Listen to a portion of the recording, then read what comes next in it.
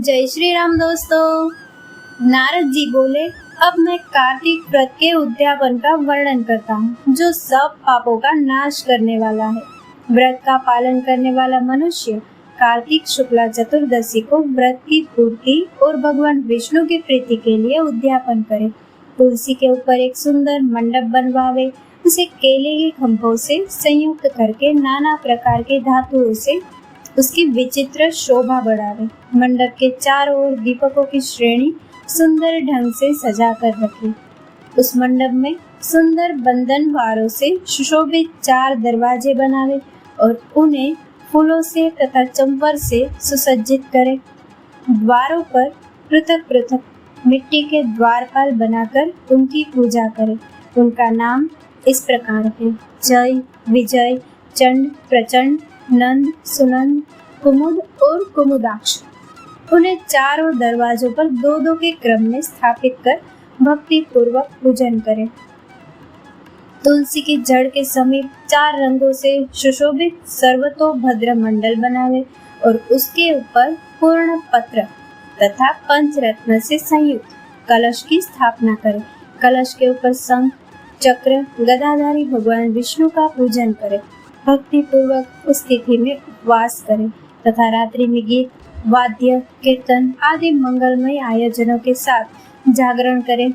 जो भगवान विष्णु के लिए जागरण करते समय भक्ति पूर्वक भगवत संबंधी पदों का गान करते हैं, वे सैकड़ों जन्मों की पाप राशि से मुक्त हो जाते हैं। जो मनुष्य भगवान के निमित्त जागरण करके रात्रि भर भगवान का कीर्तन करते हैं, उनको असंख्य गोदान का फल मिलता है। जो मनुष्य भगवान की मूर्ति के सामने नृत्य गान करते हैं, उनके अनेक जन्मों के एकत्रित पाप नष्ट हो जाते हैं। जो भगवान के सम्मुख बैठकर कीर्तन करते हैं और बंसी आदि बजाकर भगवत भक्तों को प्रसन्न करते हैं तथा भक्ति से रात्रि भर जागरण करते हैं, उन्हें करोड़ों तीर्थ करने का फल मिलता है।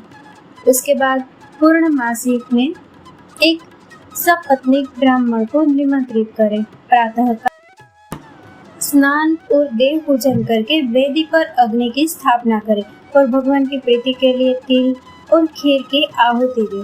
होम की शेष विधि पूरी करके भक्ति पूर्वक ब्राह्मणों का पूजन करें और उन्हें यथाशक्ति दक्षिणा दें। फिर उनसे इस प्रकार क्षमा प्रार्थना करें: आप सब लोगों की अनुकंपा से मुझ पर भगवान सदैव प्रसन्न रहे। इस व्रत को करने से मेरे 7 जन्मों के किए हुए पाप नष्ट हो जाए और मेरी संतान चिरंजीवी हो।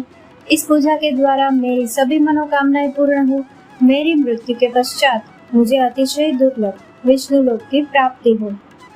पूजा की समस्त वस्तुओं के साथ गाय भी गुरु को दान में दें।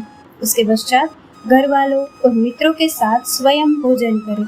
भगवान द्वादशी तिथि को शयन से उठे, त्रयोदशी को देवताओं से मिले और चतुर्दशी को सबने उनका दर्शन एवं पूजन किया।